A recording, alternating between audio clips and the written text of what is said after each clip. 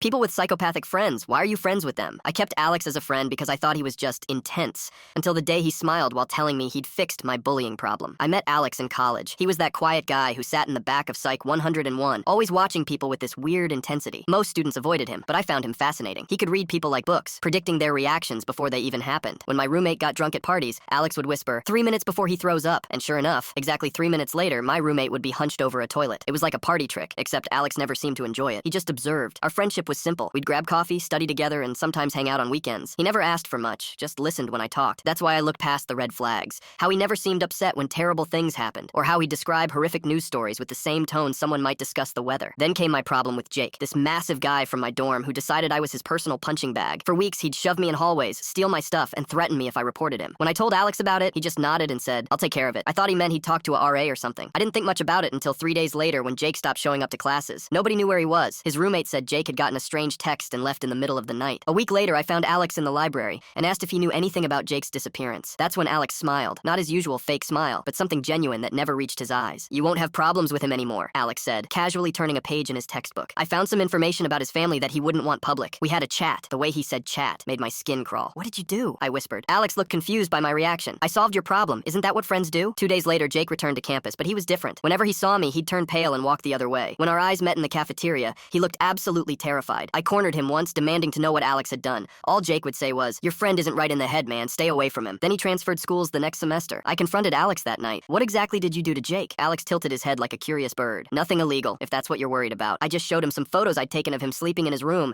explained how easily I could access his space whenever I wanted. Then I described in detail what would happen to his mother's house if it caught fire while she was taking her sleeping pills. He said this like he was reciting a grocery list. When he saw my horror, he added, I didn't actually do anything. That's the beauty of it. I just helped him understand consequences. That night, I realized I wasn't friends with an intense, quirky guy. I was friends with someone who lacked the basic wiring that makes us human. Someone who saw people as puzzles to solve or problems to fix. I've kept my distance from Alex since then, but never completely cut him off. Why? Because something tells me having a psychopath think you've wronged them is worse than having one think you're their friend. Sometimes at night, I still wonder if he's watching me sleep, just like he did with Jake, and I wonder who else he's helping with their problems.